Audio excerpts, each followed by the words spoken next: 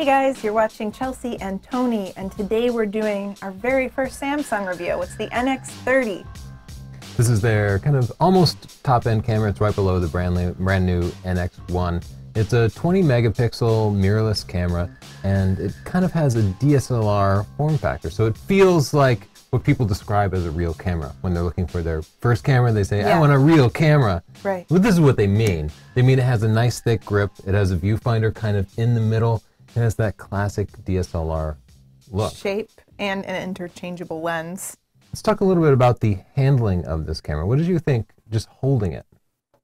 The first time I got my hands on it, I thought it was nice. It's a good weight. It's nice and light. It's not too big.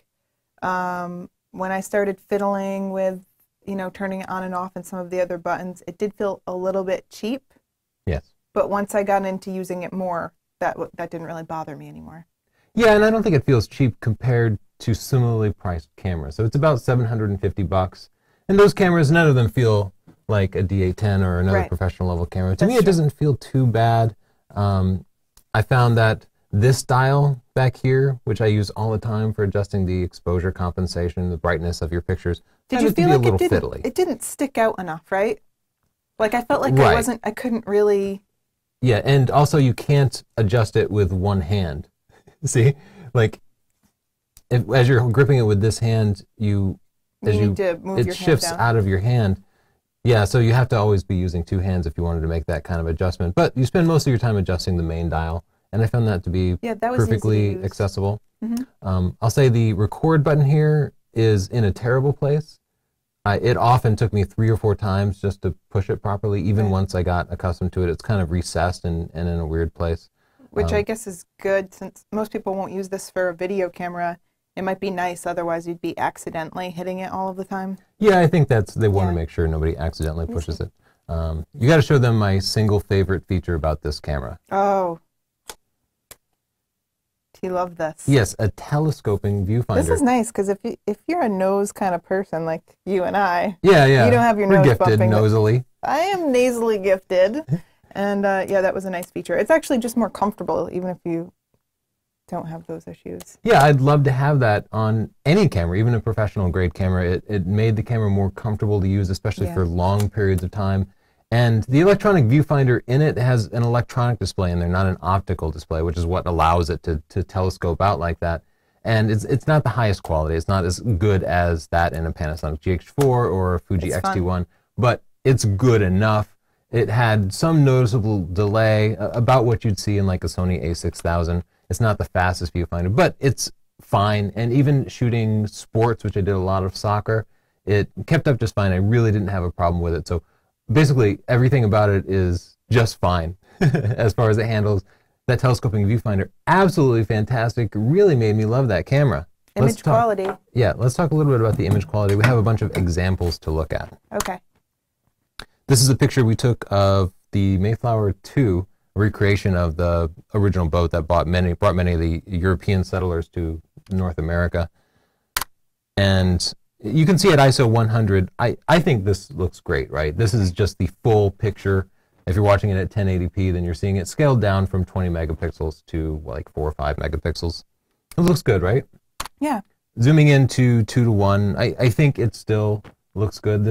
So each pixel is 2 pixels if you're watching at 1080p.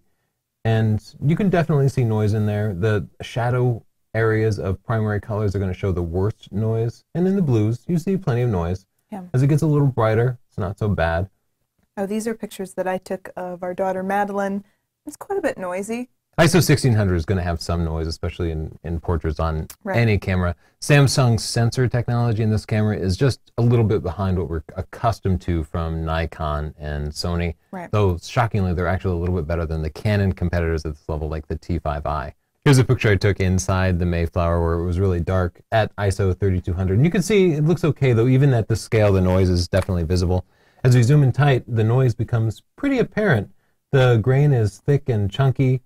And, in shadow areas, that's what you're going to see again. It's a little bit behind what you would get from a Sony or Nikon camera, but above what you would get from a low-end Canon camera right now. Color temperature. Color temperature. I noticed while taking pictures that go to the next slide. I'll show you. So this one looked a little bit pink to me. and without changing anything, go to the next one, it became really warm. Yeah, those are definitely different colors. So something we haven't talked about is the user interface of it. And we all found it very easy to use. Connecting to the Wi-Fi network was much easier than on other cameras. Because of the touch display, we could easily type in the Wi-Fi password. Right. And getting it on Facebook was easier than any other camera I've used. And that's where Samsung excels in connecting people. No stupid apps. They do have an app for your phone that you can use. And in fact, you can hook up your phone app and use it as a baby monitor, which you can kind of do with other cameras, except they've kind of designed it for this. So you can put this in front of your baby and then watch it on your phone? Yes, exactly. Kind of a novel trick. Samsung, obviously, they have skills in the mobile field with all their phones. Yeah. And I think they brought a lot of that into their camera lineup. Makes a lot of sense, and it's a very practical thing for a lot of people whose main goal in photography is to immediately put that picture onto Facebook. When most of our cameras, we have to transfer it to the phone first. It starts to get to be more trouble than it's worth. And as a result, you don't even use your camera, you just grab your phone and you take a picture with your phone, which is going to be lower quality. Right. This is just a screenshot of a picture that Justin posted to his Facebook, and he said it took just a couple of taps and happened really quickly and easily. Lots of cameras support Wi-Fi. This one actually makes it usable and worthwhile. Yeah, we've tried it on other cameras and have just been like, all right, technically this works, but it's the most frustrating thing I've ever done. Yeah. And we haven't used the feature again, so maybe we'll actually use it with this one. Let's talk about the video capabilities a little bit. What did you think? Yeah, I know you recorded a little bit of video with it. I recorded a little bit of video with it. I thought it was easy to use, and I liked that it had the touchscreen autofocus with the video, which is nice because then you don't have to shake the camera around too much trying to focus it. If you're trying to focus manually when you're taking video, then it ends up being shaky. With this, you can just gently touch the screen and refocus. It's really nice. Yeah, I thought it worked really well. The viewfinder works great. I often prefer to hold the camera to my face and use the viewfinder while recording video because it blocks out other elements, and that's something you can't do with a traditional DSLR. You have to have a mirrorless camera for that. The dials, if you want to adjust the exposure compensation while recording, which is something I had to do regularly, they're very loud. So it gets picked up on the on-camera mic. You'll hear like click, click, click as you try to adjust the exposure compensation. Here are a couple of examples of the camera being used in daylight. As you can see, at 1080p and 60 frames a second, everything is nice and smooth, smoother than you would get with TV, and there's no noticeable noise in daylight. Here are a couple of samples in very low light, and you can see here the noise becomes really, really apparent, and to me it looked quite a bit worse than what I found on modern Sony and Nikon cameras. The moire was really troubling in it, at least to me. You see moire not just in brick walls and striped shirts where you traditionally see it, but even in just the grass on the ground and wooden walls. Moire artifacts seem to be really, really common. So let's compare this against a couple of cameras at the same price point. The first being the Olympus EM10, also a mirrorless camera, coming in at about the same price point, but micro four thirds.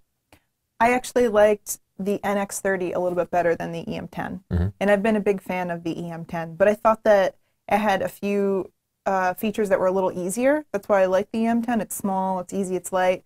I do like this little eyepiece here. Yeah. I think the menu system is easier to use and faster to use. And I thought that the image quality was a little bit better, noticeably better to me. Yeah, if you measure it, it comes out to be about 14% better image quality because it has an APS-C size sensor instead of the micro four thirds sensor. I'll say the EM10, because it's micro four thirds, has access to hundreds of lenses. The Samsung lens lineup is a little bit limited, but most people at this price point, most people looking for their first camera, will just use the kit lens and nothing else. And in that case, the lens lineup doesn't matter. It's a nice versatile lens. So. Yeah, and Samsung has just announced a couple of higher-end professional grade lenses. So we're starting to see them add more and more to their infrastructure. So by the time you're ready for those bigger lenses, Samsung might be ready too. The NX30 also offers 60 frames per second video, whereas the EM10 only has 30 frames a second. Also, the EM10 has just a little screen that kind of tilts a little bit, but it doesn't pull out. And so this screen was much nicer to use. Yeah, I definitely prefer the articulating screen to the tilt screen. Up next, the NX30 versus the Alpha 5100. The Alpha 5100 is Sony's mid-range camera. It's positioned right below the Alpha 6000.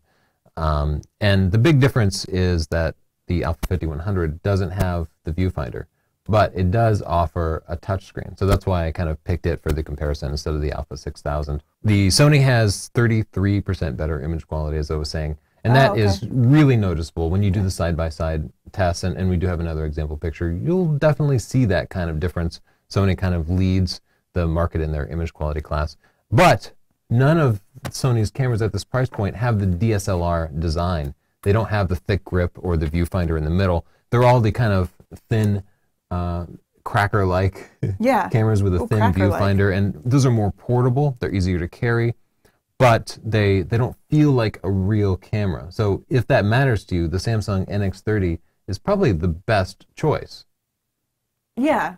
I will say, though, using the Alpha 6000, I never felt like it was not substantial enough. Yeah. I'll agree that this has a thicker grip, so it feels a little more like a DSLR, but it never, I don't know, it's such a different camera. It's like comparing apples and oranges. I never felt like, oh, this isn't thick enough, or this doesn't feel like a DSLR. Yeah. But I think you're right that there are people that want it to be more substantial.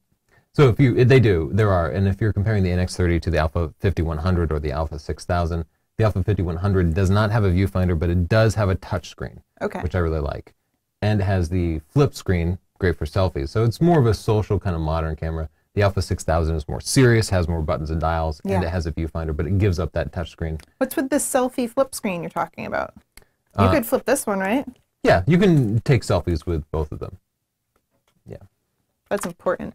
This is a comparison of an image taken with the Alpha 6000, which has the same sensor as the Alpha 5100, and the NX30, just to kind of give you a sense. And this is a close-up of shadow areas, and there's not a huge difference, and most people aren't going to be nitpicking their pictures in this way. If you don't care about the differences here, then you probably won't care about the difference in image quality. One last comparison, the NX30 against a proper DSLR, the Nikon D5300. Okay. Now, it's a proper DSLR, meaning it has an optical viewfinder rather than an electronic viewfinder. I prefer an electronic viewfinder. I like the electronic viewfinder too. Right, because it tells you if your picture is going to be underexposed or overexposed and give you a real preview in the screen, let you know exactly what you're getting. You can do things like use focus peaking when you're manually focusing, and you can see a histogram in the viewfinder. These things are just terribly, terribly useful, and no DSLR has these, really. Yeah. Some of the Sony DSLRs do. But because these DSLR designs have been around so long, there are just hundreds of lenses out. The lenses are great. That's the thing that makes it so difficult for me to completely switch over to mirrorless. Right. So if you're the type, if you're recommending it for somebody who's casual and they're just going to use one or two lenses, the Samsung's going to be fine. If you think you're going to be a serious photographer, if you're really going to pursue the photography and make a collection of 3, 4, 5 lenses, I got to push you over to the Nikon D5300. It also has an articulating screen, but it does not have a touch screen, so it hurts usability a little bit. But you can get around with buttons and dials. Oh, isn't it so hard to pick up a DSLR again, though, after you have this light thing around your neck? You don't even notice it there? It really is smaller and lighter than even a fairly small DSLR like this, and you notice it. And because of the smaller and lower weight, you pick it up more. You bring it out to dinner when you wouldn't bother clunking this on the table. Feel like a Those dweeb. things make a difference, and that's one of the reasons I'm starting to recommend these to most people who ask me what their first camera should be. They're just smaller and lighter, more fun to use, and that's what's going to really engage people in photography. But if you're a big guy and you don't care about the size and you want to buy a bunch of lenses, DSLRs are still going to be right for you, I think. The D5300 also has a GPS and far better focusing for action. Now, a word on this, I shot a lot of sports with this and I thought I did fine.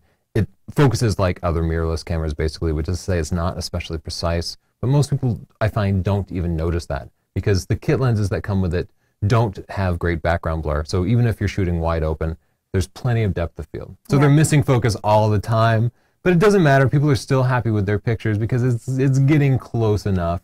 If you were to get a big lens, a telephoto lens, and you want to take great pictures, you would find it just wouldn't do a great job of focusing. You'd want the DSLR instead. So again, more casual people, definitely the the casual NX30. shooter. Yeah. So my summary would be, let's hear it. This is the camera I would recommend if somebody said, what should my first camera be? I want like a real camera. But I didn't think that they were going to go out and buy a dozen lenses. Yeah. Most people won't. 90% of buyers will just use the kit lens. But a lot of those people want to feel like it's a real camera. Samsung NX30 is a fantastic choice for that. The ability to instantly post pictures very easily and to use an intuitive touchscreen interface is going to make a bigger difference than a wide lens selection or a little bit of image quality here and there. I will not recommend it for people who think they're going to be serious about the hobby of photography, who want to collect a lot of lenses, or who are the type who are going to nitpick individual pixels. I was going to say the pixel peepers would probably not be really happy. Yeah, I also wouldn't recommend it to somebody who's moderately serious about their videography. I'd probably push you to Sony or one of the Nikon DSLRs instead, or maybe even into the Panasonic realm. What are your thoughts? I think I agree with most of what you said. I think I agree with all of what you said, actually. There you. But it's still, it's a really fun camera to use, and it's lightweight, and like you said, it's great for a more casual shooter. If you're a pro, if you're planning on selling your pictures or you're being paid to shoot, maybe not the right camera, but I would definitely take it out. It's so easy to carry around. It's easy to use. I would probably recommend this for like my mom. She doesn't really want to be fiddling with all the buttons. She just wants to take a nice shot and have a good memory. And yeah, I think it's a great choice for your mom or somebody else like that. It's super practical. It's easy to use. It's lightweight. It's inobtrusive. Sometimes with the big DSLRs, I take them out to do street photography, and it's like, people are like, whoa, like that looks really intimidating. And this is a camera where it's just easy to have around. People don't feel threatened by it. It's nice. I like it. Well, if you want more free videos like this, click subscribe, and please click like to thank us for it. If you want to learn more about camera gear, check out my photography buying guide. It's good. I like it. And what if they actually want to learn to take good pictures? Something about technique. You can check out our book, Stunning Digital Photography. It's #1 right now, and I would give it 5 stars. I would too, but I wrote it, so I can't do that. That would be biased. Thanks so much, and share with your friends. Thank you.